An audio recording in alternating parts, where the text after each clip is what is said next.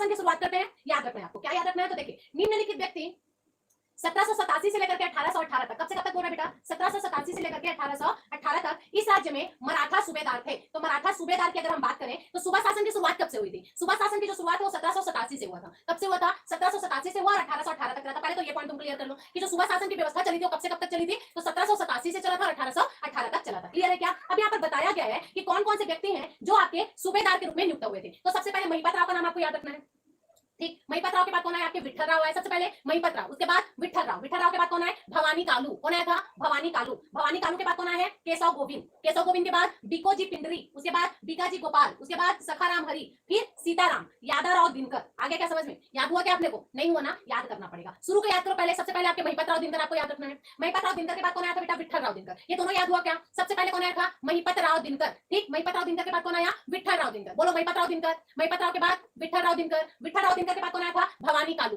विठल राव के बाद कौन आया, भवानी कालू, भवानी कालू के बाद कौन आएगा, तो भवानी कालू के बाद आया आपके केशव गोविंद। कौन आए थे, केशव गोविंद। देखो ऐसे बोलते हैं ना, केशव गोविंद और ये गोपाल। आपको कैसे याद रखना है, तो हम जब गाना गाते हैं गोविंद बोलो हरि गोपाल बोलो, तो उससे पहले गोविंद आता है ना, उसके बाद गोपाल आता है। तो ऐसे करके याद रख लीजिए, पहले गोविंद आएगा, उसके बाद गोपाल आएगा, ठीक है। तो सबसे पहले महिपत राव दिनकर, उसके बाद विठल राव दिनकर, विठल राव दिनकर के बाद कौन आएगा, भवानी कालू, भवानी कालू के बाद कौन आएंगे, तो भवानी कालू के बाद आएगा आपका केशव गोविंद, उसके बाद फिर बीकाजी पिंडरी। ये कुछ टाइम के लिए थे, ये नहीं पूछा जाता नॉर्मली, बीकाजी पिंडरी, ठीक है। फिर याद रखेंगे बीकाजी गोपाल का नाम, और लास्ट में आपको याद रखना है सखाराम हरि और सीताराम, सखाराम हरि, सखाराम हरि और सीताराम, और आखिरी में आके यादवराव दिनकर, यादवराव दिनकर। याद क्या क्या हुआ, जल्दी से बोल के देखो। सबसे पहले महिपत राव दिनकर, महिपत राव दिनकर के बाद विठल राव दिनकर, विठल राव दिनकर आके उसके बाद कौन है, भवानी कालू, कालू के बाद चालू होता है हमारा गोविंद गोपाल वाला, ठीक है। भवानी कालू आए, उसके बाद केशव गोविंद आए, उसके बाद फिर आपको ये पिंडरी याद करना है, बिकोजी पिंडरी, गोविंद के बाद आया आपका गोपाल, लास्ट में याद रखना है सखाराम हरि सीताराम, सखाराम हरि सीताराम, और सबसे अंतिम में थे आपके यादवराव दिनकर। सबसे अंतिम में क्या थे, यादवराव दिनकर। सबसे अंतिम में कौन है, यादवराव दिनकर। शुरू के तीन याद हुआ कि नहीं अपने को, शुरू का तीन क्या है, तो शुरू के तीन में सबसे पहले महिपत राव, विठल राव, भवानी कालू, याद हो गया क्या। आखिरी का तीन बोलो, आखिरी के तीन में क्या क्या है, तो सबसे पहले यादवराव दिनकर है, सीताराम है, सखाराम है, ठीक। ये याद हो गया ना। आखिरी में यादवराव, उसके बाद सीताराम, उसके बाद सखाराम, ठीक है। बीच में बच गया गोपाल और गोविंद। तो गोविंद बोलो हरे गोपाल बोलो, तो पहले गोविंद आएगा, उसके बाद गोपाल आएगा। बस ऐसे करके आप याद रख सकते हैं, ठीक। तो महिपत राव, विठल राव, भवानी कालू, उसके बाद गोविंद, उसके बाद फिर बीकाजी, उसके बाद फिर गोपाल, उसके बाद फिर सखाराम हरि, सीताराम, लास्ट में यादवराव दिनकर। याद हो गया क्या, मेरा तो हो गया भाई, तुम लोग अपना देख लो, ठीक। चलिए, तो शुरू के दिन आखिरी के दिन याद कर लो, बीच का जुगाड़ कर लेना वहां पे पेपर हाथ में, ठीक है। लास्ट में कौन है, यादवराव, शुरू में कौन है, महिपत राव, उसके बाद सेकंड लास्ट में कौन है, सीताराम, और इधर के सेकंड लास्ट में कौन है, सॉरी सेकंड नंबर पे कौन है, तो विठल। ऐसे करके आप याद रखिए। चलिए आगे बात करते हैं, नेक्स्ट क्या बोला जा रहा है। देखिए यहाँ पर चालू करते हैं, छत्तीसगढ़ के पदस्थ मराठा सूबेदार एवं घटनाओं को आपको याद रखना है, मतलब कौन कौन से सूबेदार थे और किनके किनके टाइम पर क्या क्या हुआ था। तो सबसे पहले जब महिपत राव बनकर के आए यहाँ पर सूबेदार, ठीक है। तो जब महिपत राव सूबेदार बनकर के आए तो कौन था जी, तो फॉरेस्टर की छत्तीसगढ़ यात्रा हुई थी। किसके टाइम पर हुआ था, फॉरेस्टर की छत्तीसगढ़ यात्रा। तो फॉरेस्टर भी एक यात्री था। तो जब फॉरेस्टर छत्तीसगढ़ की यात्रा पर आए तो आपको याद रखना है कि फॉरेस्टर के छत्तीसगढ़ यात्रा पर किसके टाइम पर आया था, महिपत राव के। तो महिपत राव के टाइम पर एक घटना घटा था, फॉरेस्टर आया था। कौन आया था, फॉरेस्टर आया था। दूसरा विठल राव दिनकर, ये तो बहुत इंपॉर्टेंट है, इसको स्टार मार्क लगा लेना। विठल राव के टाइम पर ब्लंट आए थे। कौन आए थे, ब्लंट आए थे। महिपत राव के टाइम पर कौन आया था बेटा, महिपत राव के टाइम पर फॉरेस्टर आए थे। कौन आए थे, फॉरेस्टर आए थे, ठीक है। केशव गोविंद मैंने याद करवाया शुरू में, कैसे केशव कैसे कोलब्रुक, तो याद रखना है। बीकाजी गोपाल का क्या याद रखेंगे, तो बीकाजी गोपाल का आपको याद रखना है कि सरगुजा रियासत में उत्तराधिकारी का प्रश्न उठा था इसी के टाइम पर। बीकाजी गोपाल के टाइम पर क्या हुआ था, सरगुजा रियासत में उत्तराधिकारी का प्रश्न उठा था, सरगुजा रियासत में उत्तराधिकारी का प्रश्न उठा था, ठीक। आदित्य क्या बोल रहे हैं आप,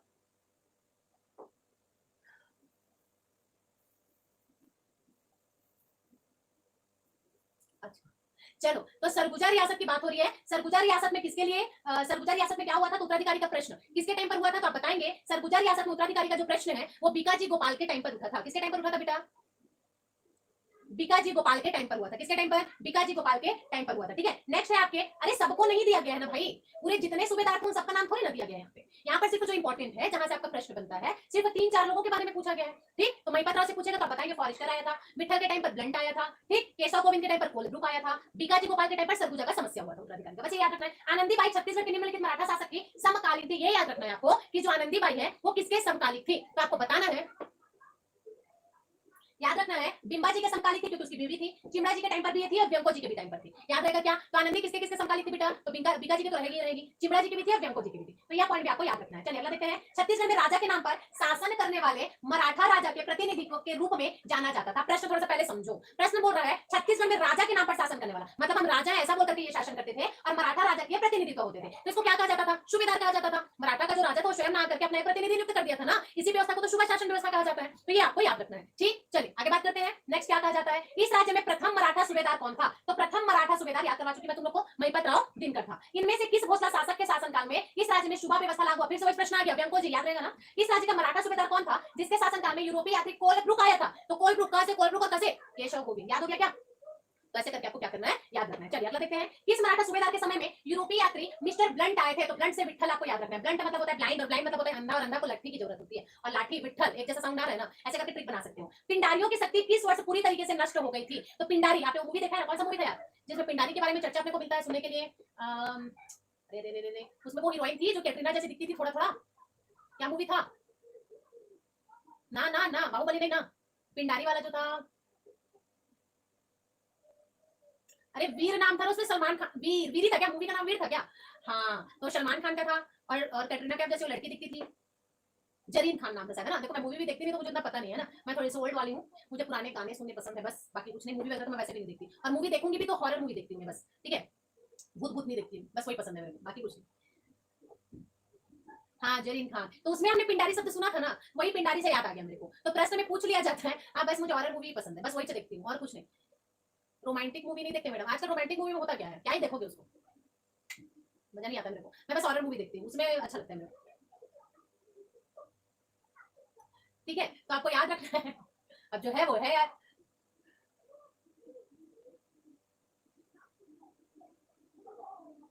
सीरियल नहीं देखते मैडम, क्या देखूंगी सीरियल में? सास बहू और साजिश, साजिश करने का टाइम है नहीं, और सास मेरी बहुत स्वीट है तो जरूरत ही नहीं पड़ता है, तो सीरियल देखकर करेंगे क्या।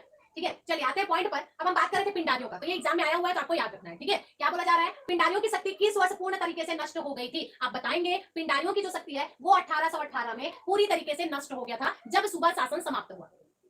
ठीक है ना, तो याद रखना कब समाप्त हुआ था बेटा? 1818 में। याद हो गया क्या? पिंडारी कब खत्म हुआ? 1818 में। कब? 1818 में। कब? 1818 में। हाँ जी, सर के जैसे एकदम स्वीट स्वीट है उनकी मम्मी।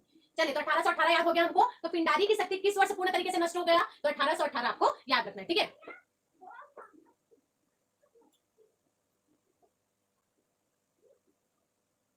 रोमांटिक मूवी मैडम, ये रोमांटिक मूवी शादी से पहले देखा जाता है, शादी बाद बस हॉरर मूवी देखने का मन करता है, समझ रहे हो? सिंपल सा कॉन्सेप्ट है एकदम। चलिए आगे बात करते हैं, महिपत राव के बारे में देखते हैं। ठीक है, महिपत राव के बारे में क्या बोला जा रहा है, ध्यान से देखेंगे। देखिए, पिंडारियों की शक्ति किस वर्ष पूर्ण तरीके से नष्ट हो गया? तो आप बताएंगे पिंडारियों की जो शक्ति 1818 में पूरी तरीके से नष्ट हो गया था। ठीक है, ऑर्डर ही ऑर्डर दिखता है, साथ ही बात भूत ही भूत दिखता है सब, बस भूत भूत नहीं, भूत भूत नहीं, तो ऑर्डर मूवी में जिंदगी खत्म हो जाती है। ठीक, चलिए छत्तीसगढ़ में सूबेदार और उनकी उपलब्धि के बारे में थोड़ा सा बात करते हैं, है ना। क्या बताया जा रहा है? तो ध्यान देंगे, सबसे पहले महिपत राव के बारे में क्या बताया जा रहा है, तो ध्यान देखिए। हाँ, तो यहाँ पर सब अपना एक्सपीरियंस शेयर करोगे, मतलब सही बात है मैडम, सही बात है मैडम, सही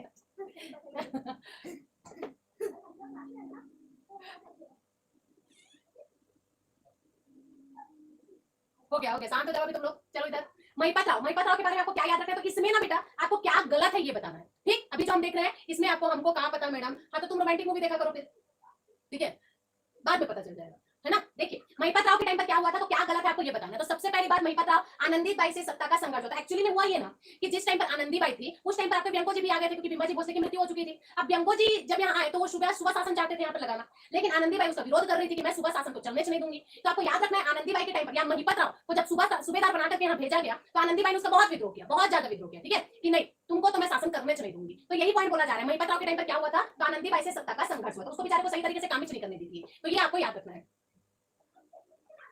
तुम लोग का गॉसिप नहीं बंद होता है ना, बस एक तो टॉपिक मिल जाए फिर उसी में रात हो जाएगा तुम लोग का।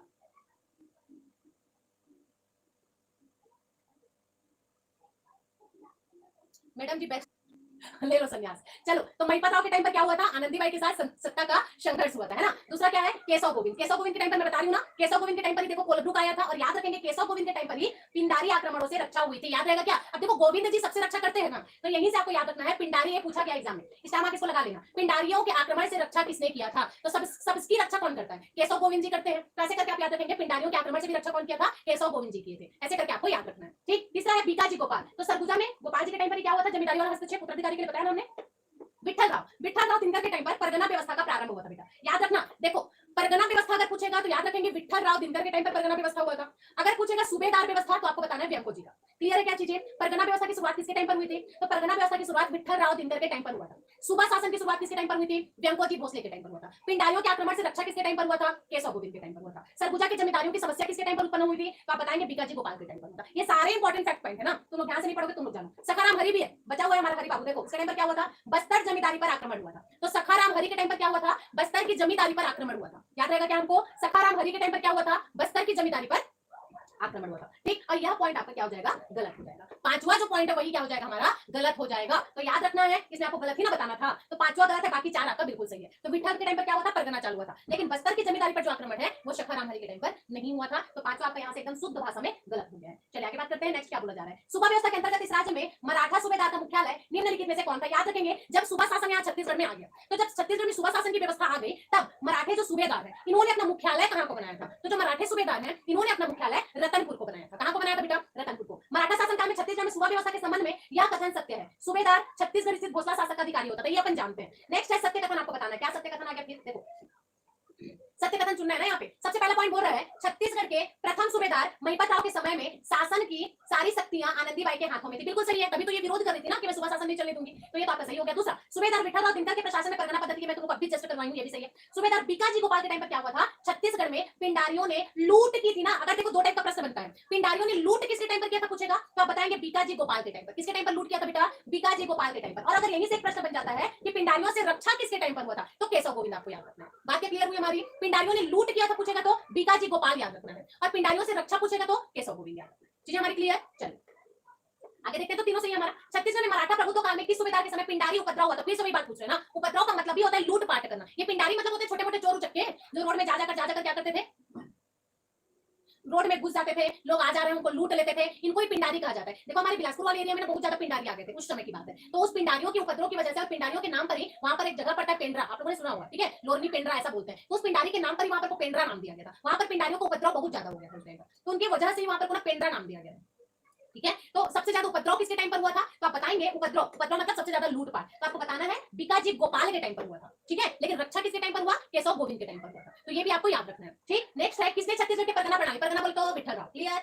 छत्तीसगढ़ के अंतिम मराठा सूबेदार कौन थे? अंतिम मराठे कौन थे? तो यादव राव दिनकर। अंतिम कौन था? यादव राव दिनकर। अंतिम कौन था? यादव राव दिनकर। याद हो गया अपने को? बहुत बढ़िया। जितने बच्चों ने अभी तक सेशन को लाइक नहीं किया जल्दी से लाइक कर देंगे। इसी के साथ अब हम चालू हो गया हमारा ब्रिटिश के अधीन मराठा शासन। ठीक है, अब हमारे देखो सूबा शासन खत्म। अब हम तीसरे पॉइंट पे पहुंच चुके हैं जिसमें हम बात करेंगे ब्रिटिश के अधीन मराठा शासन। ब्रिटिश के अधीन मराठा शासन मतलब अब अभी तक हमारे छत्तीसगढ़ पर, बस्तर पर, ठीक है, जो आपके कलचुरी शासन कर रहे थे उसको हटा करके मराठा है, मराठा प्रत्यक्ष रूप से शासन करने लगे। अब मराठा को हटाकर अंग्रेज आएंगे। आ रहे समझ में? तो इस प्रकार से आपको याद रखना है ब्रिटिश के अधीन मतलब अंग्रेजों के अधीन जब मराठा थे तब क्या क्या हुआ था। बात क्या हमारी क्लियर? चल देखते हैं इससे कैसे प्रश्न बनते हैं। सबसे पहले छत्तीसगढ़ पहली बार किस वर्ष में अंग्रेजों के शासन के अधीन हुआ था? क्योंकि मराठों के अधीन था। अब या तो बोलते कि मराठे कब अंग्रेजों के अधीन हुए थे, या बोलते कि छत्तीसगढ़ कब अधीन हुआ था। तो आपको याद रखना है छत्तीसगढ़ पहली बार किस वर्ष अंग्रेजी शासन के अधीन हुआ था। 1818 का डेट आपको याद रखना है, क्योंकि 1818 में ही सूबा शासन आपका समाप्त हो गया था। अप्पा जी 1816 से 18 तक रहे, उसके बाद फिर अंग्रेजों का आधिपत्य स्थापित हुआ था। ठीक, तो याद